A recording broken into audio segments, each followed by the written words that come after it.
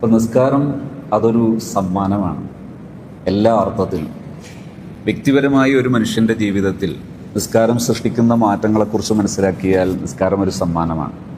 സാമൂഹികമായി നിസ്കാരം ഒരു സമൂഹത്തിൽ ഉണ്ടാക്കുന്ന മാറ്റങ്ങൾ മനസ്സിലാക്കിയാൽ നിസ്കാരം വളരെയേറെ പ്രശസ്തമാണ്. നിസ്കാരത്തെക്കുറിച്ച് പരിശുദ്ധ ഖുർആൻ പഠിപ്പിച്ചത് ഇന്ന സ്വലാത്ത തൻഹാ അനിൽ ഫഹ്ശാഇ വൽ മുൻകർ. എല്ലാത്തരം ഫഹ്ശാ എന്നതിനെക്കുറിച്ച് വിശദീകരിക്കുന്ന സമയത്ത് ഖുർആൻ വ്യാഖ്യാതാക്കളൊക്കെ പറഞ്ഞത് സിന പോലെയുള്ള വഷളത്തരങ്ങൾ. സിന ഒരു വഷളത്തരമാണ്, വ്യഭിചാരം. അത്തരം വഷളാകുന്ന തെറ്റുകൾ അഥവാ ഒരു മനുഷ്യൻ്റെ വൈകാരികത മനുഷ്യനെ പെടുത്തിക്കളയുന്ന തെറ്റുകൾ. ഈ വൈകാരികതയ്ക്ക് ഒരു പ്രത്യേകതയുണ്ട്, ഇമ്പൾസീവ്. അത് ഒരു മനുഷ്യൻ്റെ നിയന്ത്രണത്തിൽ പെട്ടെന്ന് വന്നുകൊള്ളണമെന്നില്ല. അപ്പോൾ നമുക്കറിയാം, പലരും പ്രണയങ്ങളിൽ ചെന്നുപെടുന്ന രംഗം. വളരെ പ്രശസ്തരാണ്, വളരെ ബുദ്ധിയുള്ളവരാണ്, വിവരമുള്ളവരാണ്, കഴിവുള്ളവരാണ്, പലതരത്തിൽ പ്രാപ്തിയുള്ളവരാണ്, പക്ഷെ പെട്ടുപോകുന്നു. ഈ കുറച്ച് ദിവസങ്ങൾക്കകം എൻ്റെ ഒരു സുഹൃത്ത്, ഒരു പണ്ഡിതൻ, അദ്ദേഹത്തിൻ്റെ ഒരു സഹോദരിയെ കൊണ്ട് കൂട്ടിയിട്ട് നമ്മുടെ ഹാപ്പി സോണിൻ്റെ ഒരു സെൻറ്ററിൽ വന്നു. സംസാരിക്കണം, ഒന്ന് കാണണം എന്നൊക്കെ പറഞ്ഞിട്ട്. അപ്പം ഞാൻ ചോദിച്ചു, എന്തായിരുന്നു വിഷയം? ആ സഹോദരി പറഞ്ഞു, ഇന്ന് ആശുപത്രിയിൽ നിന്നാണ് വരുന്നത്, കൈയുടെ ഈ ഭാഗം മുറിച്ചിട്ടുണ്ട്, ഞരമ്പ് മുറിച്ചിട്ടുണ്ട്. എന്തുപറ്റി, എന്തുകൊണ്ടാണ് ഇങ്ങനെയൊക്കെ സംഭവിച്ചത്? ഉംറക്ക് പോയി തിരിച്ചു വന്ന സമയത്ത് ഒരു പണ്ഡിതനുമായി അദ്ദേഹത്തിനൊരു പ്രത്യേകമായി ആഭിമുഖ്യം, പരസ്പരം ബന്ധം തോന്നുന്നു. ആ ബന്ധം പിന്നീട് മുന്നോട്ട് പോകാത്തൊരു ഘട്ടം വരുമ്പോൾ അതവർക്ക് അസഹനീയമായി തോന്നുന്നു. അങ്ങനെ സംഭവിച്ചൊരു അനർത്ഥമാണത്. ഇവിടെ ഞാൻ സൂചിപ്പിച്ചത് ഇംപൾസീവ് ആവുക, ഈ ആവേശപ്പുറത്ത് വരിക എന്ന് പറയുന്നതിന് ചിലപ്പോൾ നമുക്ക് സ്വയം കൺട്രോൾ കിട്ടിക്കൊള്ളണമെന്നില്ല. സ്വയം കൺട്രോളിന് വിധേയമാകാത്ത ഒരു തരം തെറ്റാണ്, വഷളത്തരമാണ് ഫഹ്ശാ അഥവാ പ്രത്യേകിച്ച് സിന. ഇതുപോലെയുള്ള അത്തരം സംഗതികളിൽ ഒരു മനുഷ്യന് പെടാതിരിക്കാം. വൽമുൻകർ, ഇസ്ലാം വിരോധിച്ച എല്ലാ കാര്യങ്ങളും സത്യത്തിൽ എല്ലാവർക്കും ജീവിതത്തിൽ മാറ്റി നിർത്തണമെന്ന് ആഗ്രഹമുണ്ട്. അതിന് സഹായകമാണ് നിസ്കാരം. പക്ഷെ ഈ നിസ്കാരം ആ രീതിയിലാകണമെങ്കിൽ എന്തൊക്കെ ചേരുവകളാണ് ചേരേണ്ടത്?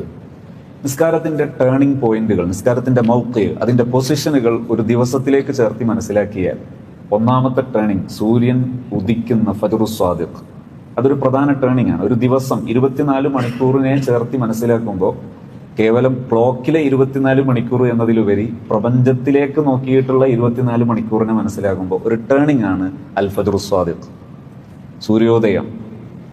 കാരണം ഉറക്കം ശേഷമുള്ള ജീവിതം എന്ന് മനസ്സിലാക്കുമ്പോൾ ഉറക്കം ശരിക്കും ഒരു തെറാപ്പി മോഡിലുള്ള ഒരു ടൈമാണ്, ഒരു തെറാപ്പിയാണ്, ശരിക്കും ഒരു തെറാപ്പിയാണ്. അതായത് സൂര്യന്റെ കിടപ്പും ഭൂമിയുടെ കിടപ്പും അതിൻ്റെ പേരിൽ ഭൂമിയിൽ അനുഭവപ്പെടുന്ന ആ ഒരു ഇരുട്ടും ഇതെല്ലാം ചേർത്തി മനസ്സിലാക്കുമ്പോൾ ആ ഇരുട്ടിൽ ഉറങ്ങുന്ന ആ ഉറക്കത്തിന്റെ ഇഫക്റ്റ് അല്ലാത്തൊരു സമയത്ത് ഉറങ്ങിയാൽ കിട്ടിക്കൊള്ളണമെന്നില്ലെന്ന് വിദഗ്ധർ വിലയിരുത്തുന്ന പഠനങ്ങൾ കാണാം. എന്ന് ചേർത്തി മനസ്സിലാക്കുമ്പോൾ ഈ ഒരു സുബ്ഹി എന്ന സുബ്ഹ്, ആ സമയം അതൊരു ടേണിംഗ് ആണ്, ഒരു ദിവസത്തിലെ ടേണിംഗ് ആണ്. അപ്പോൾ ഒരു നിസ്കാരം വരുന്നത് ആ ടേണിലാണ്. രണ്ടാമത് സൂര്യൻ നേരെ മധ്യത്തിൽ വരുന്ന സമയം, ളുഹറിന്റെ സമയം, അടുത്തൊരു ടേണിംഗ് ആണ്. പിന്നെ അടുത്ത ടേണിംഗ് സൂര്യൻ അസ്തമയത്തിലേക്ക് പോകുന്ന ടേണിംഗ് ആണ്. പിന്നീടുള്ള ടേണിംഗ് വരുന്നത് സൂര്യാസ്തമയമാണ്. അത് കഴിഞ്ഞതിന് ശേഷം ഇശാഇന്റെ സമയവും ഈ സൂര്യന്റെ അസ്തമാനത്തിന് ശേഷമുള്ള സമയത്തെ നിർണ്ണയിക്കാൻ പറ്റുന്ന അടുത്ത ടേണിംഗ് ആണ്. ഈ പ്രധാനപ്പെട്ട 5 ടേണിങ്ങുകളിൽ മനുഷ്യൻ അള്ളാഹുവിലേക്ക് തിരിയുന്നതിന് പ്രത്യേകമായ ചില സ്ട്രക്ചറുകൾ സ്ഥാപിക്കപ്പെട്ടിട്ടുള്ളതാണ് നിസ്കാരം. ഈ നിസ്കാരം എങ്ങനെയാണ് ഫലപ്പെടുന്നത്? ഒന്ന്, ഇഖാമത്തുസ്സലാ. ഈ ആയത്തിലുള്ള പരാമർശം കാണാം, അഖിമിസ്സലാ. നിസ്കാരം കേവലം നിസ്കരിക്കുക എന്നതിലുപരി നിസ്കാരം നിലനിർത്തുക എന്ന പോയിന്റ് ഖുർആനിൽ ധാരാളം സ്ഥലങ്ങളിൽ നിസ്കരിക്കാൻ പറഞ്ഞത് കാണാം. പക്ഷേ പ്രയോഗങ്ങളിലെല്ലാം സസൂക്ഷ്മം പ്രയോഗിച്ചതാണ് അഖ്മിസ്സലാ, അഖീമുസ്സലാ. നിസ്കാരം നിലനിർത്തലാണ് പ്രധാനം, നിസ്കാരം പതിവാക്കലാണ് പ്രധാനം. ഈ പതിവാക്കുന്ന സമയത്ത് നിസ്കാരത്തിലെ പ്രധാന ചേരുവയാണ് ഖുശൂ, ഭക്തി. ഈ ഭക്തി എങ്ങനെയാണ് സൃഷ്ടിക്കേണ്ടത്? ഭക്തി എങ്ങനെയാണ് മനസ്സിലേക്ക് നമ്മൾ നേടിയെടുക്കേണ്ടത്, സംഭരിക്കേണ്ടത് എങ്ങനെ? ഈ ഭക്തിയാണ് നമുക്ക് എല്ലാ എനർജിയും നൽകുന്നത്. ഇവിടെ ഖുശൂ കൊണ്ട് ഉദ്ദേശിക്കുന്നത് അള്ളാഹുവിന്റെ ദിക്ർ. ആ ദിക്ർ മനസ്സിൽ വരുന്ന സമയത്ത് മനുഷ്യനിൽ സംജാതമാകുന്ന ഒരവസ്ഥയാണത്. ആ അവസ്ഥ നമുക്ക് നേടിയെടുക്കാൻ സഹായകമാകുന്ന രീതിയിൽ നിസ്കരിക്കണം എന്നുകൂടി ഈ പരാമർശം, ഈ പഠനം നമ്മൾ പഠിപ്പിക്കുന്നുണ്ട്. അപ്പോൾ ഒന്ന്, നിസ്കാരത്തിലെ ഭയഭക്തി, ഭക്തിയോടെ നിസ്കരിക്കുന്നതിനെ കർമ്മശാസ്ത്രത്തിന്റെ പിൻബലത്തോടു കൂടെ മനസ്സിലാക്കുകയാണെങ്കിൽ അതൊരു പക്ഷേ സുന്നത്താണെന്ന് പറഞ്ഞേക്കാം. പക്ഷേ ഇവിടെ ഈ സുന്നത്ത് എന്നത് നിസ്കാരത്തിൽ ഉപേക്ഷിക്കാവതല്ല. ഒരു കാരണവശാലും മാറ്റി നിർത്താൻ കഴിയാതെ നമ്മുടെ നിസ്കാരത്തോട് ചേർന്ന് വരണം ഭക്തി. അതിനെന്താ വേണ്ടത്? പ്രാക്ടീസിങ് ആണ് വേണ്ടത്. പ്രാക്ടീസിങ് എങ്ങനെയാണ് ചെയ്യേണ്ടത്? നിരന്തരം ലൈഫ് ലോങ് പ്രാക്ടീസ് ചെയ്യേണ്ടതാണ് നിസ്കാരത്തിലെ ഭക്തി. ലൈഫ് ലോങ് പ്രാക്ടീസ് ചെയ്യണം. ലൈഫ് ലോങ് പ്രാക്ടീസ് ചെയ്യുന്ന സമയത്ത് ഭക്തിക്ക് വേണ്ടി പല ആംഗിളിലൂടെ നമുക്ക് നോക്കിക്കാണാവുന്ന ഒരു വിഷയം കൂടിയാണ്. അത് മനസ്സിലാക്കിയിട്ടാണ് ഭക്തിയെക്കുറിച്ച് ചർച്ച ചെയ്യേണ്ടതും ഭക്തിക്ക് വേണ്ടി പ്രാക്ടീസ് ചെയ്യേണ്ടതും ഒക്കെ അങ്ങനെയാണ്. ഒന്നാമത്തത് ബോധ്യമാണ്. അഥവാ നമ്മൾ പള്ളിയിൽ കിടന്നാണ് പലപ്പോഴും നിസ്കരിക്കുന്നത്. നിസ്കാരത്തെക്കുറിച്ച് പറയുമ്പോൾ നിസ്കാരത്തിന്റെ മാർഗനിർദ്ദേശങ്ങളിൽ പ്രധാനപ്പെട്ട ഒന്നാണ്, ഒരു നാട്ടിൽ ഒരു 40 പുരുഷന്മാരുണ്ടെങ്കിൽ അവിടെ പബ്ലിക്കായി ഒരു ജമാഅത്ത് നടക്കണം. പബ്ലിക്കായിട്ടൊരു ജമാഅത്ത് നടക്കണം. നിസ്കാരത്തിന്റെ ഒരു ആംഗിളാണത്. അഥവാ സോഷ്യലി ഈ നിസ്കാരം എങ്ങനെ ഒരു ക്രിയാത്മകമാകുന്നു എന്ന് പഠിപ്പിക്കുന്ന ഒരു ഭാഗമാണത്. വിശദമായി ഞാൻ ഇന്ന് ആ ഭാഗത്തേക്ക് കടക്കുന്നില്ല. രണ്ടാമത്തത് എന്താണ്? ഒരാൾ പള്ളിയിലേക്ക് കടക്കുമ്പോഴും തിരിച്ചു വരുമ്പോഴും ഒരേ മൈൻഡോടുകൂടെയാണെങ്കിൽ ഭയപ്പെടേണ്ട ഒരു വിഷയമാണത്. പള്ളിയിലേക്ക് കടക്കുന്നതും തിരിച്ചു പുറപ്പെടുന്നതും യാതൊരു വ്യത്യാസവും ഇല്ലാത്ത മൈൻഡാണെങ്കിൽ ഭയപ്പെടണം.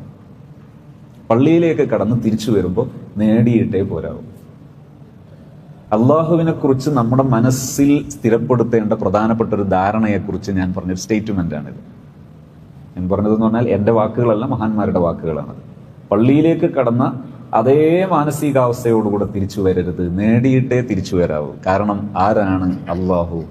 അള്ളാഹുവിൻ്റെ വീട് എന്ന് പരിചയപ്പെടുത്തുന്ന പള്ളി. ആ പള്ളിയിൽ പ്രധാന മുനാജാത്തിനു വേണ്ടി അവസരം ലഭിച്ചൊരു മനുഷ്യൻ അവൻ്റെ മൈൻഡിൽ സ്ഥാപിക്കേണ്ട പ്രധാന ഒരു ചിന്താഗതിയാണ്. ഞാനൊരു ചെറിയൊരു സംഭവം പറയാം. കുറച്ചു മുമ്പ് എൻ്റെ ഒരു സുഹൃത്ത് ഒരു ഫോറിൻ ഒരു രാജ്യത്ത് ഒരു എഞ്ചിനീയർ, നല്ലൊരു പൊസിഷനിൽ വർക്ക് ചെയ്യുന്ന ഒരു സുഹൃത്ത്, ചെറുപ്പക്കാരൻ. അദ്ദേഹം വലിയൊരു മാനസിക പ്രയാസം നേരിടുന്ന സമയത്ത് അദ്ദേഹം എൻ്റെ കൂടെ ഓൺലൈനായിട്ട് 2-3 സിറ്റിങ്ങുകളൊക്കെ കഴിഞ്ഞു. നല്ല റാഹത്ത എന്ന് പറഞ്ഞപ്പോൾ അദ്ദേഹം പറഞ്ഞു, എനിക്ക് ഇതിലേറെ വിഷമമുള്ള മറ്റൊരു കാര്യമുണ്ട്, നേരിട്ട് സംസാരിക്കണം. അദ്ദേഹം നാട്ടിൽ വന്നു, എൻ്റെ വീട്ടിൽ വന്നു, എൻ്റെ കൂടെ ഇരുന്നു. ഞാൻ ചോദിച്ചു, എന്താണ് ഇത്ര സീരിയസ് ആയ മാറ്റർ എന്താണ്? അദ്ദേഹം എന്നോട് പറഞ്ഞു, ഞാൻ എപ്പോഴും രിദ്ദത്തിനെ ഭയപ്പെടുന്നു. മഅദല്ലാഹ്. രിദ്ദത്ത് എന്ന് പറഞ്ഞാൽ ഇസ്ലാമിൽ നിന്ന് പുറത്തു പോകുന്ന അസ്ബാബുർ രിദ്ദത്ത്, മുർത്തദ്ദായി പോകുന്ന മതഭ്രഷ്ട് സങ്കല്പിക്കപ്പെടുന്ന സംഭവിക്കാൻ സാധ്യമാകുന്ന കാരണങ്ങൾ ഭയപ്പെടുന്നു. ഞാൻ ചോദിച്ചു, എന്താ വിഷയം? അപ്പം എന്നോട് പറഞ്ഞു, എനിക്ക് നിസ്കാരത്തോടൊക്കെ ഒരു തരം പ്രയാസം അനുഭവപ്പെടുന്നു, വിഷമം അനുഭവപ്പെടുന്നു. ചിലപ്പോഴൊക്കെ നിസ്കാരത്തോടൊരു വെറുപ്പ് പോലെയൊക്കെ വരുന്നു. പക്ഷെ എനിക്ക് അത് മാറ്റാൻ കഴിയുന്നില്ല. ഞാൻ അദ്ദേഹത്തെ ഇരുത്തി സംസാരിച്ചു. അദ്ദേഹത്തിൻ്റെ മെമ്മറിയിലെ ലോക്കുകൾ പരിശോധിച്ച് നോക്കുമ്പോൾ അദ്ദേഹത്തിന് അറിയാവുന്ന നിസ്കാരം നിസ്കരിച്ചിട്ടില്ലെങ്കിൽ ശിക്ഷ കിട്ടുന്നൊരു നിസ്കാരമുണ്ട്. ആ നിസ്കാരം മാത്രമാണ് അദ്ദേഹം കേട്ടുപഠിച്ചത്. നിസ്കാരം ഉപേക്ഷിച്ചാൽ ശിക്ഷ കിട്ടും, അങ്ങനെ ഒരു നിസ്കാരം മാത്രമേ അദ്ദേഹം പഠിച്ചിട്ടുള്ളൂ. സത്യത്തിൽ നിസ്കാരം അങ്ങനെയാണോ? നിസ്കാരം നിർബന്ധമാകുന്നത് എങ്ങനെയാണ്? നമുക്കറിയാവുന്ന നിസ്കാരം നിർബന്ധമാകുന്നതിൻ്റെ ആ ജേണി, ആ ഒരു വാക്യത്ത്, ആ ഒരു സംഭവം മുത്തുനബി സല്ലല്ലാഹു അലൈഹി വസല്ലമ തങ്ങളുടെ ജീവിതത്തിൽ ആമുൽ ഹുസ്ൻ, ദുഃഖവർഷം എന്ന് വിളിക്കപ്പെടുന്ന നബിതങ്ങളുടെ ജീവിതത്തിൽ തണൽ വൃക്ഷങ്ങളായിരുന്ന ബഹുമാനപ്പെട്ട ഖദീജത്തുൽ കുബ്ര ഉമ്മുന റളിയല്ലാഹു അൻഹ, മഹദി വഫാത്തായ വർഷം നബിതങ്ങളുടെ ജീവിതത്തിലെ തണൽ വൃക്ഷമാണത്. നബിതങ്ങളുടെ ജീവിതത്തിൽ മറ്റൊരു തണലായിരുന്നു അബൂ ത്വാലിബ്, പിതൃ സഹോദരൻ, വഫാത്തായ വർഷം. ഈ വർഷം നബി സല്ലല്ലാഹു അലൈഹി വസല്ലം തങ്ങളുടെ പ്രധാന തണൽ വൃക്ഷങ്ങൾ നഷ്ടപ്പെട്ട സമയത്ത് തായിഫിലേക്ക് നബിതങ്ങൾ യാത്ര ചെയ്യുന്നു. തായിഫിൽ വെച്ച് വളരെ വേദനാജനകമായ അനുഭവം ഉണ്ടാകുന്നു. മുത്തുനബി സല്ലല്ലാഹു അലൈഹി വസല്ലം തങ്ങൾക്കെതിരെ കല്ലേറും കൂക്കുവിളിയും ആക്ഷേപവും അപഹസിക്കലും ഉണ്ടാകുന്നു. ഇത്തരമൊരു സാഹചര്യത്തിൽ നബി സല്ലല്ലാഹു അലൈഹി വസല്ലമ തങ്ങൾക്ക് ഈ പ്രപഞ്ച ചരിത്രത്തിലെ അത്യപൂർവമായൊരു ടൂർ, വളരെ അടിപൊളി ഒരു ടൂർ, ആ ടൂറിൽ എല്ലാ കാഴ്ചയും എല്ലാം തികഞ്ഞ ഒരു ടൂർ. ആ ടൂർ കഴിഞ്ഞിട്ട് അതിലെ ഗിഫ്റ്റായിട്ടാണ് നിസ്കാരം തരുന്നത്. ഇനി നിസ്കാരത്തെക്കുറിച്ച് നമുക്കറിയാവുന്ന ടൈറ്റിൽ ഏതാ? മുനാജാത്തുൽ മുഅ്മിൻ, ഒരു വിശ്വാസിയുടെ അള്ളാഹുവുമായുള്ള സംഭാഷണം. ഇതിലേറെ മഹത്വം എന്താ ഉള്ളത്? ഇതിലേറെ ഈ ഒരു മൊമെന്റ് ഗിഫ്റ്റ് ആകാൻ ഇനി എന്താ വേണ്ടത്? നിസ്കാരം മിഅ്റാജുൽ മുഅ്മിൻ, ഒരു വിശ്വാസിക്ക് മിഅ്റാജാണ് നിസ്കാരം. ഇങ്ങനെയുള്ള നിസ്കാരത്തെക്കുറിച്ച് നാം ആദ്യം നമ്മുടെ മനസ്സിൽ വരേണ്ടത്, നിസ്കാരം അള്ളാഹു നമുക്ക് തന്ന ഒരു ഗിഫ്റ്റഡ് മൊമെന്റ്, ഒരു സമ്മാന സമയമാണ്. നിസ്കരിക്കാൻ വേണ്ടി നിൽക്കുമ്പോൾ അല്ലെങ്കിൽ പള്ളിയിലേക്ക് കടക്കുമ്പോൾ കൽബിൽ നമ്മൾ സാധാരണ നമ്മളെ നാടൻ വൈബ് ലാംഗ്വേജിൽ പറഞ്ഞാൽ ഒരു ലഡു പൊട്ടണം. അൽഹംദുലില്ലാ, എനിക്ക് നിസ്കരിക്കാൻ പള്ളിയിലേക്ക് കാലെടുത്ത് വെക്കാൻ കഴിഞ്ഞല്ലോ, അല്ലാഹുമ്മ അഫ്തഹ് ലി അബ്വാബ റഹ്മതിക് എന്ന ആ ദുആ വരുമ്പോൾ കൽബിൽ പൊട്ടണം. നമ്മൾ ഏത് പൊസിഷനിൽ ഇരിക്കുന്നവരാണെങ്കിലും, പണ്ഡിതന്മാരുണ്ടാകാം, മുതഅല്ലിമീങ്ങളുണ്ടാകാം, ജോലികൾ ചെയ്യുന്നവരുണ്ടാകാം, അക്കാദമിക് സ്റ്റഡീസ് നടത്തുന്നവരുണ്ട്, ഏത് ഏരിയയിലുള്ളവരാണെങ്കിലും നമുക്ക് ജീവിതത്തിൽ ഏതേത് അപാകതയുണ്ടെങ്കിലും മനസ്സ് അള്ളാഹുവിൻ്റെ വീട്ടിലേക്ക് കടക്കുമ്പോൾ ഒരു പ്രതീക്ഷയുടെ നാമ്പ് പൊട്ടുവിടരണം. അള്ളാഹുവിനെ നമ്മുടെ ദോഷങ്ങൾ പൊറുക്കാൻ, നമ്മളെ സ്വീകരിക്കാൻ യാതൊരു തടസ്സവും ഇല്ലാത്ത വിശാലമായ കാരുണ്യത്തിൻ്റെ ഉടമയാണ് അള്ളാഹു.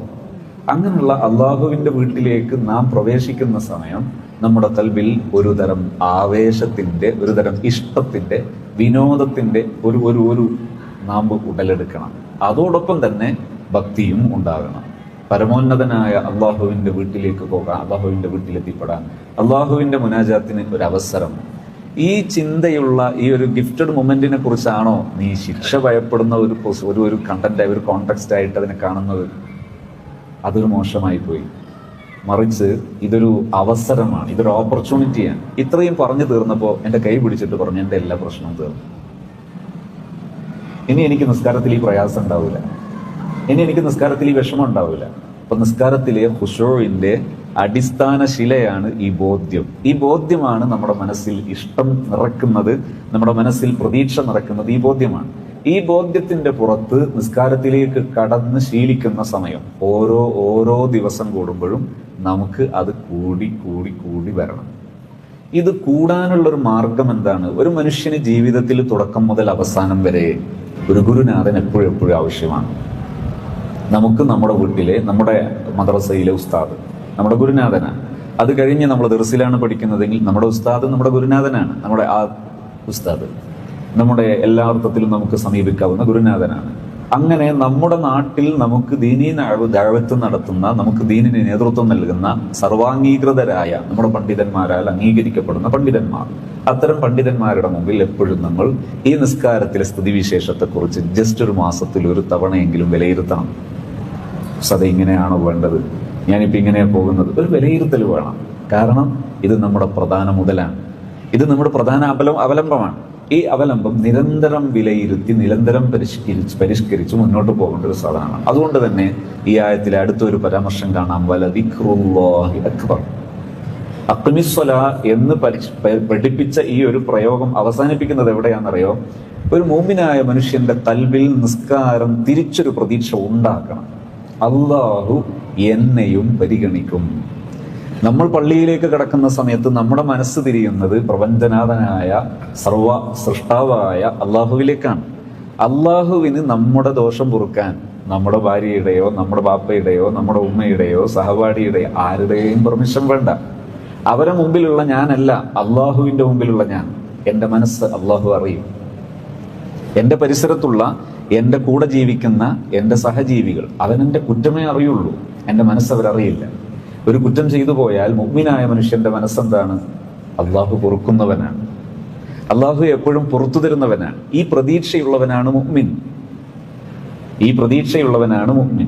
ഈ പ്രതീക്ഷയുടെ മറുവശം, അഥവാ ഞാൻ കുറ്റമുള്ളവനാണ്, ഞാൻ ദോഷമുള്ളവനാണ്, ഞാൻ പോരായ്മയുള്ളവനാണ്, ഞാനൊന്നും ദുആ ചെയ്തിട്ട് കാര്യമില്ല, ഞാനൊന്നും ഇങ്ങനെ നന്നാകാൻ ശ്രമിച്ചിട്ട് കാര്യമില്ല എന്ന് ചിന്തിക്കുന്നത് അപകടകരമായ ചിന്തയാണ്. ഒരിക്കലും ഒരു സത്യവിശ്വാസിക്ക് അത് ഭൂഷണമല്ല. ഒരു സത്യവിശ്വാസിയുടെ സ്റ്റൈൽ എന്താണ്? അവന്റെ വേഷത്തിൽ ഇച്ചിരി മോശമായാലും, നിറത്തിൽ ഇച്ചിരി വ്യത്യാസം വന്നാലും, അല്ലെങ്കിൽ കഴിവുകളിൽ മറ്റു പലരും കഴിവെന്ന് പറയുന്നത് കൂടെ ഇല്ലെങ്കിൽ പോലും അള്ളാഹുവിന്റെ മുമ്പിൽ അവൻ സ്വീകാര്യനാണ്. വിശ്വാസിയുടെ കഥ അങ്ങനല്ലേ? വിശ്വാസി അങ്ങനെയാണ്. എപ്പോഴും മുസ്ലിമിന്, ഒരു വിശ്വാസിക്ക് നന്മ മാത്രമേ ഉള്ളൂ. ഇന്ന സ്വബത്തുഹു സർറ ശക്ര ഫകാന ഖൈറൻ ലഹു. അഭിവൃദ്ധി ഉണ്ടായാൽ, ജോലി കിട്ടി, സമ്പത്ത് കിട്ടി, പ്രശസ്തി ഉണ്ടായി, അംഗീകാരം ഉണ്ടായി, അപ്പോഴെല്ലാം ഖൈറാണ്. കാരണം ശക്റാണ്, നന്ദി ഉണ്ടാകും. അൽഹംദുലില്ലാ. ഒരു ദിവസം ബിസിനസ് ഉഷാറായി, അൽഹംദുലില്ലാ, അതിന് ഖൈറാണ്. നല്ലൊരു ജോലി കിട്ടി, അൽഹംദുലില്ലാ, ഖൈറാണ്. ഗ്രാറ്റിറ്റ്യൂഡ് ഫുൾ ആയിരിക്കണം, ഹംദുള്ളതായിരിക്കണം, ശുക്റുള്ളതായിരിക്കണം ലൈഫ്. അങ്ങനെയാണെങ്കിൽ എല്ലാ നേട്ടങ്ങളും വീണ്ടും പ്രതിഫലം ഉണ്ടാക്കി തരും. ഇനിയൊരു ദോഷമോ പ്രയാസമോ അല്ലെങ്കിൽ ഒരു ജോലി നഷ്ടപ്പെട്ടതോ അല്ലെങ്കിൽ നമ്മുടെ ബിസിനസ്സിൽ ചെറിയ തകർച്ച ഉണ്ടായാൽ എല്ലാം ഇൻ അസ്വാബത്തുഹു ദർറ, അവൻ ക്ഷമിക്കും. സ്വബറ, ക്ഷമ എന്ന് പറഞ്ഞാൽ പാനിക് മോഡിൽ പോകാതെ, വേദനിക്കുന്ന അവസ്ഥയിലേക്ക് പോകാതെ വേദനയെ കളയുന്നതിനാണ് ക്ഷമ എന്ന് പറയുന്നത്. വേദന ഉണ്ടാകും, പക്ഷെ ആ വേദന കളയുന്നതിനാണ് ക്ഷമ എന്ന് പറയുന്നത്. അസ്സബ്ർ ജസാഉഹു അൽ ജന്ന, ക്ഷമ അതിന് പ്രതിഫലം സ്വർഗമാണ്. അതുകൊണ്ട് തന്നെ ഈ ക്ഷമ ഒരു വിശ്വാസിക്കുണ്ടെങ്കിൽ ഫകാന ലഹു ഖൈർ, ദാരിദ്ര്യായാൽ ഖൈറാണ്, നഷ്ടമൊന്നുമില്ല, ജോലി പോയി നഷ്ടമൊന്നുമില്ല, എല്ലാം ഖൈറാണ് ഒരു വിശ്വാസിക്ക്. ഇങ്ങനെയുള്ള മനുഷ്യൻ നിസ്കരിക്കാൻ വേണ്ടി വരുമ്പോൾ അവന്റെ മൈൻഡിൽ പ്രതീക്ഷയാണ്. എന്നെ വലദിക്റുല്ലാഹി അക്ബർ, അള്ളാഹു എന്നെ തിരിച്ചും പരിഗണിക്കും. അവന്റെ വീടായ പള്ളിയിൽ നമ്മൾ പ്രത്യേകിച്ച് ജമാഅത്തായിട്ട് നിസ്കരിക്കാൻ ഭാഗ്യം ലഭിക്കുമ്പോൾ ചിന്തിക്കേണ്ട മറ്റൊരു ചിന്തയാണ്, ഓരോ ജമാഅത്തും അതൊരു സ്പിരിച്വൽ ഗാദറിങ്. ഈ സ്പിരിച്വൽ ഗാദറിങ്ങിന്റെ മഹത്വം എന്താ? സ്പിരിച്വലി എനർജി നമ്മുടെ ഊർജത്തിൽ പോസിറ്റീവായി നമ്മളെ മാറ്റിമറിക്കുന്ന ഒന്നാണ് ജമാഅത്ത്.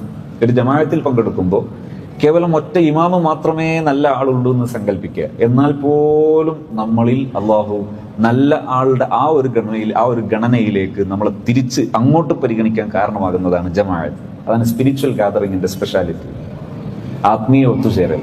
ആ ഒരു ജമാഅത്തിലൊക്കെ പങ്കെടുക്കുന്ന നമ്മൾ പ്രതീക്ഷയോടെ തിരിച്ചിറങ്ങാം. എന്നെ എൻ്റെ റബ്ബ് തിരിച്ചും പരിഗണിക്കും.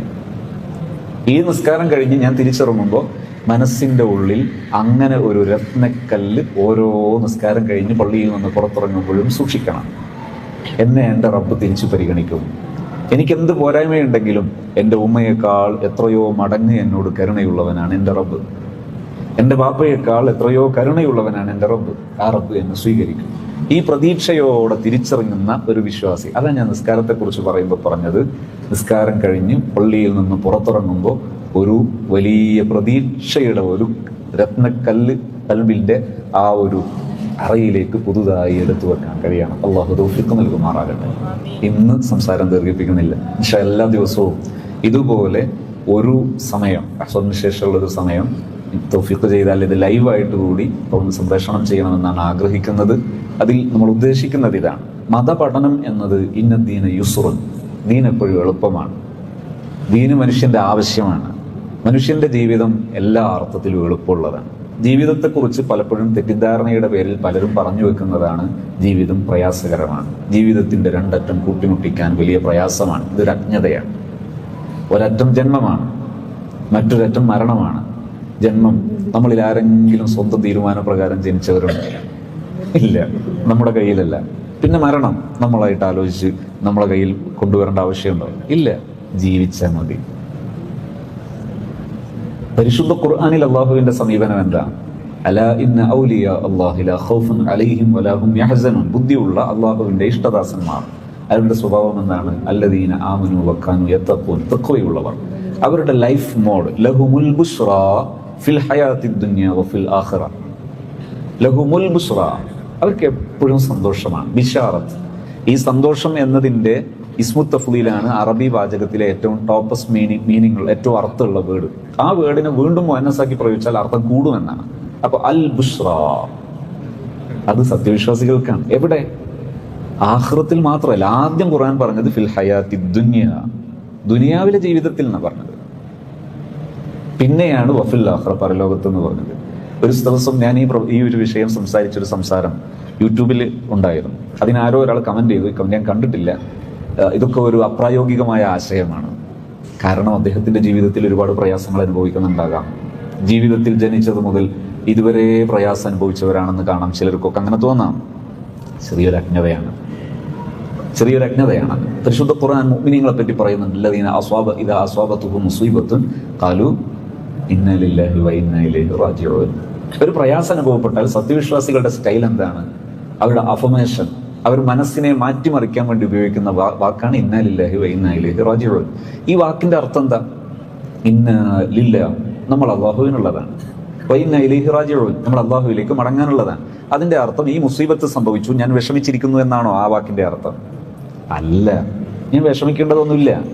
ഇപ്പോ എൻ്റെ ഒരു മൊബൈൽ വീണുപോയി, അള്ളാഹു നമുക്കൊരു സമ്പത്തും നഷ്ടപ്പെടുത്താതിരിക്കട്ടെ. അപ്പൊ വീണുപോയപ്പോ ഞാൻ പറയുന്നു ഇന്നാ ലില്ലാഹി വ ഇന്നാ ഇലൈഹി റാജിഊൻ. ഞാൻ തന്നെ നഷ്ടപ്പെടാനുള്ളതാ, ഇപ്പൊ മൊബൈലിൽ പോയിട്ടുള്ളൂ, സങ്കടപ്പെടാനൊന്നും ഇല്ല, അല്ലേ?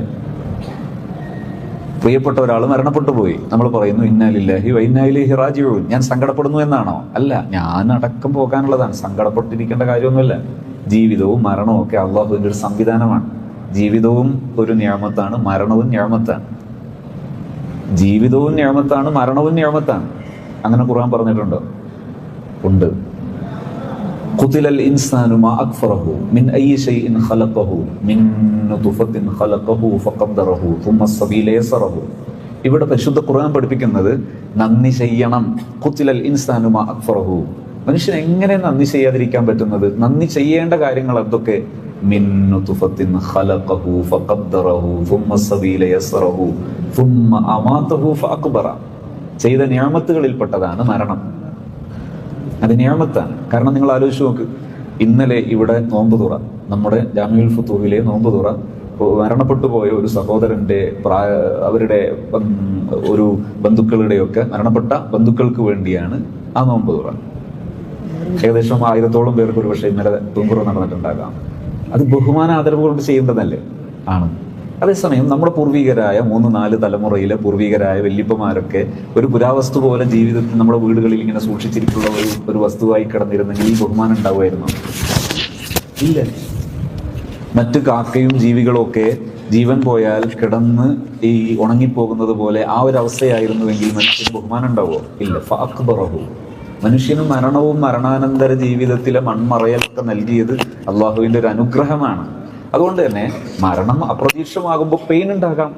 പക്ഷെ ആ പെയിന് കൊണ്ട് നടക്കാനല്ല പറയുന്നത് ഇന്നാ ലില്ലാഹി വ ഇന്നാ ഇലൈഹി റാജിഊൻ. ഇതാണ് മനുഷ്യന്റെ ജീവിതം. നമ്മുടെ പെയിനുകൾ കളയാനുള്ളതാണ്, കൊണ്ട് നടക്കാനുള്ളതല്ല. കളഞ്ഞാൽ പെട്ടെന്ന് പോകും. അതിന് ഏറ്റവും സഹായകമാണ് ചില അഫർമേഷനുകൾ. അപ്പം ഞാൻ പറഞ്ഞു കൊണ്ടുപോകുന്നത് ഇതാണ് ജീവിതം. ഈ ജീവിതത്തിലേക്ക് നമ്മെ സഹായിക്കുന്നതാണ് മതപരമായ എല്ലാ ഉത്ബോധനങ്ങളും.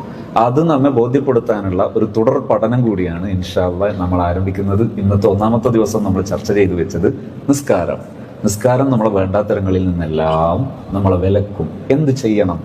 നിസ്കരിക്കാൻ വേണ്ടി പ്രവേശിക്കുമ്പോൾ ഇത് എൻ്റെ എനിക്ക് ഏറ്റവും പ്രിയപ്പെട്ട എൻ്റെ റബ്ബിൻ്റെ മുമ്പിലുള്ള ഒരു അനുഗ്രഹീത നിമിഷമാണ്. 1. 2, നിസ്കാരത്തിൽ നമ്മൾ പ്രകടിപ്പിക്കേണ്ട ഖുശൂ, അഥവാ ശരീരം കൊണ്ട് പ്രകടിപ്പിക്കേണ്ടതാണ് ഖുശൂ. അതിൽ 1-ാമത്തേത് ഖിബിലയിലേക്ക് തിരിയുന്നു. 2-ാമത്തേത് അവയവങ്ങളിൽ ശാന്തത വരുത്തുന്നു. 3-ാമത്തേത് സുജൂദിന്റെ സ്ഥാനത്തേക്ക് നോക്കുന്നു. 4-ാമത്തേത് നിസ്കാരത്തിന്റെ പുറത്തുള്ള നിമിഷങ്ങളിൽ, ഉദാഹരണത്തിന് വൈകുന്നേര സമയം, സൂര്യാസ്തമയോടടുത്ത സമയത്ത് കുറച്ച് സമയം ദിക്റുകൾ ചൊല്ലുന്നു. സുബ്ഹാനല്ലാഹി വബിഹംദിഹി സുബ്ഹാനല്ലാഹിൽ അലീം വബിഹംദിഹി അസ്തഗ്ഫിറുല്ലാഹ്. ഈ ദിക്ർ അസ്തമയത്തോട് ചേർന്നുള്ള സമയം ദിക്ർ ചൊല്ലുന്നത് നിസ്കാരത്തിൽ ഭക്തി വർദ്ധിപ്പിക്കാൻ സഹായിക്കും. അതുപോലെ മറ്റൊന്നാണ് വുളൂ ചെയ്യുന്ന സമയത്ത് വുളൂവിനെ കുറിച്ചുള്ള കാഴ്ചപ്പാട് ഒരു ആദരവാണ്. പ്രത്യക്ഷത്തിൽ കാണുന്ന മുഖം, ശരീരത്തിൽ നമ്മളിപ്പോൾ നോക്കിയാൽ മതി, നമ്മുടെ ശരീരത്തിൽ പ്രത്യക്ഷത്തിൽ ഏത് ഭാഗമാണ് കാണുന്നത്? 1 മുഖം, 2 കൈ, പിന്നെ 1 കാല്. ഈ പ്രത്യക്ഷത്തിൽ കാണുന്ന ഭാഗങ്ങളെയെല്ലാം നാം ദിക്റുകളുടെ പിൻബലത്തോടു കൂടെ കഴുകുന്നു. അപ്പോൾ ഇതൊരു ആദരവാണ്. അതുകൊണ്ട് തന്നെ ആ വുളൂ ചെയ്ത വെള്ളത്തെ പ്രയാസമില്ലെങ്കിൽ തോർത്തണ്ട എന്നാണ്. ഒരു ഇഷ്ടം കൊണ്ടുള്ള കുടയും വേണ്ട. എന്നാൽ വസ്ത്രത്തിലായാൽ നനഞ്ഞതുകൊണ്ട് പ്രയാസമുണ്ടെങ്കിൽ തോത്തുന്നതുകൊണ്ട് തെറ്റൊന്നുമില്ല. അതേസമയത്ത് ആ വുളുവിൻ്റെ വെള്ളത്തോട് പോലും നമ്മളൊരു ആദരവ് കാണിക്കണം. വുളു പൂർണ്ണമായി എടുക്കുന്നത്, ദിക്റുകളോടുകൂടെ വുളു ചെയ്യുന്നത് ഖുശൂ ഉണ്ടാകാനുള്ള കാരണമാണ്. നിസ്കാരത്തിലെ ഓരോ ദിക്റുകൾ ചൊല്ലുമ്പോഴും എൻ്റെ റബ്ബുമായുള്ള എന്നെ അടുപ്പിക്കുന്ന ചില വസീലകളാണ് ഈ ദിക്റുകൾ. ഉദാഹരണത്തിന് സൂറത്തുൽ ഫാത്തിഹ സുബ്ഹാന റബ്ബിയൽ അദീം വബിഹംദിഹി റുകൂഇൽ, അതുപോലെ റബ്ബനാ ലക്കൽ ഹംദ് മിൽഅസ് സമാവാതി വമിൽഅൽ അർദ് ഇഅ്തിദാലിൽ, ശേഷം സുജൂദിൽ സുബ്ഹാന റബ്ബിയൽ അഅലാ വബിഹംദിഹി. ഈ ദിക്റുകളെല്ലാം ഒരു തരം ഇഷ്ടത്തിൽ നിന്ന് ഉത്ഭവിക്കുന്ന മഹത്തായ ചൊല്ലലുകളാണ്. ഇഷ്ടം കൊണ്ട് ചൊല്ലുന്നു. ഇത് മനസ്സിലായിട്ട് ചൊല്ലുമ്പോൾ തന്നെ അതൊരു കുറഞ്ഞ ദിവസം പ്രാക്ടീസ് ചെയ്യിപ്പിച്ചു നോക്കും. നിസ്കാരത്തിന്റെ സമയമായാൽ പെട്ടെന്ന് നിസ്കരിക്കാൻ ആഗ്രഹം ഉണ്ടാകും. നിസ്കരിച്ചു കഴിഞ്ഞ് ഇറങ്ങുമ്പോഴെല്ലാം കൽബിൽ വീണ്ടും നമ്മളെ ശുദ്ധീകരിക്കപ്പെട്ടുകൊണ്ടേയിരിക്കും. ഇങ്ങനെയുള്ളൊരു മനുഷ്യന് ഒരു അനാവശ്യം വരുമ്പോൾ പെട്ടെന്ന് തിരിച്ചോടി കയറാനുള്ളൊരു അഭയമാണ് നിസ്കാരം. വല്ലപ്പോഴും അശ്രദ്ധ കൊണ്ടോ എന്തെങ്കിലും ഒരു അപകടം വന്നു പോയാൽ ഓടി തിരിച്ച് രക്ഷപ്പെടാനുള്ള ഇടമാണ് നിസ്കാരം. കാരണം നിസ്കാരം അവന്റെ ഇഷ്ടവിനോദമാണ്, നിസ്കാരം അവന്റെ ആസ്വാദന ഇടമാണ്. ആ നിസ്കാരം പരിശീലിക്കുന്ന സമയത്ത് അസ്വലാത്തു മിഅ്റാജുൽ മുഅ്മിൻ. ബഹുമാനപ്പെട്ട മാലിക് ബിൻ ദീനാർ റളിയല്ലാഹു അൻഹു വലിയ മഹാനാണ്. മഹാനവറുകൾക്ക് ഒരു പാസ്റ്റ് ഉണ്ടായിരുന്നു, അതിനു മുമ്പൊരു ചരിത്രം ഉണ്ടായിരുന്നു. അതത്ര പോരാത്തതായിരുന്നു, ഈ മഹത്വമുള്ളതല്ലാത്തതായിരുന്നു. മഹാനവറുകളുടെ ജീവിതത്തിൽ ടേണിംഗ് ആയത് കാണാം. മാലിക് ബിൻ ദീനാർ റളിയല്ലാഹു അൻഹു ഇങ്ങനെ ദുനിയവിയായ ഏർപ്പാടുകളുമായി ബന്ധപ്പെട്ട് എപ്പോഴും ദുനിയാവിയായ ചിന്ത അലട്ടുന്ന രീതിയിൽ, അത് മനസ്സിനെ ഗ്രസിക്കുന്ന രീതിയിലുള്ള ഒരു ജീവിതത്തിലേക്ക് മുൻജീവിതത്തിലൂടെ പോയിക്കൊണ്ടിരിക്കുമ്പോൾ ഒരു പെൺകുഞ്ഞുണ്ടായി. ഈ പെൺകുഞ്ഞ് എപ്പോഴും ചിരിയും കളിയും ഒക്കെ ആയിട്ട് മാലിക് ബിൻ ദീനാർ റളിയല്ലാഹു അൻഹു മനസ്സിൽ ഇടം പിടിച്ചു. അങ്ങനെ എപ്പോഴും പ്രിയപ്പെട്ട ഒരു മനസ്സിലെ ഒരു ഇഷ്ടത്തുരുത്തായി ഈ പെൺകുഞ്ഞ് മാറി. അങ്ങനെ ഇരിക്കെ ഒരു ദിവസം ഈ പെൺകുഞ്ഞിന് അസുഖം വന്നു. ആ അസുഖത്തിൽ ആ കുട്ടി മരണപ്പെട്ടു പോയി. മാലിക് ബിൻ ദീനാർ വളരെയേറെ വിഷമിച്ചു. ആ വിഷമിച്ചിരിക്കെ, ആ മനപ്രയാസത്തിലും ആ വിഷമത്തിലും ഇരിക്കെ ഉറങ്ങുമ്പോൾ ഉറക്കത്തിലൊരു സ്വപ്നം കാണും. ആ സ്വപ്നത്തിൽ അത് ഭീകരമായ വലിയ, സങ്കല്പിക്കാൻ കഴിയാത്ത വലുപ്പമുള്ള വലിയൊരു വിഷപ്പാമ്പ്, ആദ്യ വലുപ്പമുള്ള ഒരു വിഷപ്പാമ്പ് മാലിക് ബിൻ ദീനാർ റളിയല്ലാഹു അൻഹുവിന്റെ നേരെ വരുന്നു. അങ്ങനെ ഈ വിഷപ്പാമ്പിനെ കണ്ട് ഓടുമ്പോൾ ഒരു മനുഷ്യനെ കണ്ടപ്പോൾ ഓടിച്ചെന്നു. ആ മനുഷ്യന്റെ അടുത്ത് എത്തിയപ്പോൾ അദ്ദേഹം പറഞ്ഞു, എനിക്ക് ഈ പാമ്പിന്റെ അടുത്ത് നിങ്ങളെ രക്ഷിക്കാനൊന്നും കഴിയില്ല, നിങ്ങൾ ആ കാണുന്ന വലിയ മലയിലേക്ക് ഓടിച്ചല്. മാലിക് ബിൻ ദീനാർ റളിയല്ലാഹു അൻഹു ഓടി ആ പർവ്വതത്തിലെത്തി നോക്കുമ്പോൾ അവിടെ കുറേ കുഞ്ഞുങ്ങൾ കളിക്കുന്നു. ആ കളിക്കുന്ന കുഞ്ഞിൽ ഈ മരണപ്പെട്ടു പോയ മാലിക് ബിൻ ദീനാർ റളിയല്ലാഹു അൻഹുവിന്റെ പൊന്നുമോളുണ്ട്. ആ പൊന്നുമോൾ ഓടി വന്നു, അബി യാ അബി ഇന്ന ഹാദാ അബി, എന്റെ വാപ്പ എന്ന് പറഞ്ഞ് ഓടി വന്ന് മാലിക് ബിൻ ദീനാർ റളിയല്ലാഹു അൻഹുവിനെ ആ മോള് കെട്ടിപ്പിടിച്ചു. സമാധാനായി. അപ്പോഴേക്ക് ഉറക്കം തെളിഞ്ഞു. മഹാന്മാരോടൊക്കെ ചോദിച്ചു, എന്താണ് ഈ സംഭവിച്ചത്? ആകെ മാറിയിട്ടുണ്ട്, ജീവിതത്തിൽ ആകെ മാറിയിട്ടുണ്ട്. മഹാന്മാർ പറഞ്ഞു, നിങ്ങൾക്ക് രക്ഷപ്പെടാൻ മതിയായ ഒരു പ്രതിഫലാർഹമായ ഒന്നാണ് നിങ്ങളുടെ മകൾ. ആ മകൾ സ്വർഗത്തിൽ നിങ്ങളെ രക്ഷപ്പെടുത്താനിരിക്കുന്നു. നിങ്ങൾ കണ്ട ആ പ്രായമുള്ള മനുഷ്യൻ, അദ്ദേഹം നിങ്ങളുടെ അമലായിരുന്നു, ഇത്രയും കാലത്തെ അമലാണ്. ആ അമലിനൊന്നും നിങ്ങളെ രക്ഷപ്പെടുത്താൻ കഴിയില്ല. നിങ്ങളെ രക്ഷപ്പെടുത്താൻ മതിയായ ആഖിറത്തിലെ വലിയ പ്രതിഫലം, അതാണ് നിങ്ങളുടെ ജീവിതത്തിൽ ഉണ്ടായ ആ പ്രയാസം. ഈ പ്രയാസത്തിൽ ക്ഷമിക്കാൻ നിങ്ങൾ സന്നദ്ധമാണെങ്കിൽ നിങ്ങളുടെ ജീവിതത്തിൽ വലിയ പ്രതീക്ഷയുടെ ലോകമാണ്. ഇത് കേൾക്കുമ്പോഴേക്കും മാലിക് ബിൻ ദീനാർ റളിയല്ലാഹു അൻഹു മടങ്ങി എന്ന് മാത്രമല്ല, ജീവിതത്തിൽ കറാമത്തുകൾ ധാരാളം കണ്ട മഹാനാണ് മാലിക് ബിൻ ദീനാർ റളിയല്ലാഹു അൻഹു. ജീവിതത്തിൽ മാറി. ഇബാദത്തിന് വേണ്ടി, പ്രത്യേകിച്ച് നിസ്കാരത്തിന് വേണ്ടി വരുമ്പോൾ മാലിക് ബിൻ ദീനാർ റളിയല്ലാഹു അൻഹുവിന്റെ മനസ്സ് വീണ്ടും വീണ്ടും വീണ്ടും വീണ്ടും പ്യൂരിഫൈഡ് ആകുകയാണ്, ശുദ്ധീകരിക്കപ്പെടുകയാണ്. ഈ നിസ്കാരം ഒരു മനുഷ്യനെ ശുദ്ധീകരിക്കുന്ന രീതിയിലേക്ക് മാറാനുണ്ടായ ഒരു കാരണം, അത് ഈ സ്വപ്നമാണെങ്കിലും അവിടുന്ന് അങ്ങോട്ട് മഹാനവറുകളെ നയിച്ചിരുന്ന പ്രധാനപ്പെട്ട ഒരു പോയിന്റ്, എൻ്റെ റബ്ബ് എന്ന പ്രതീക്ഷയാണ് നിസ്കാരത്തിലേക്ക് കടക്കുമ്പോഴെല്ലാം. ആ പ്രതീക്ഷയുള്ളത് കൊണ്ട് തന്നെ നിസ്കാരം നിരന്തരം മാലിക് ബിൻ ദീനാർ റളിയല്ലാഹു അൻഹുവിനെ മാറ്റിക്കൊണ്ടേയിരുന്നു.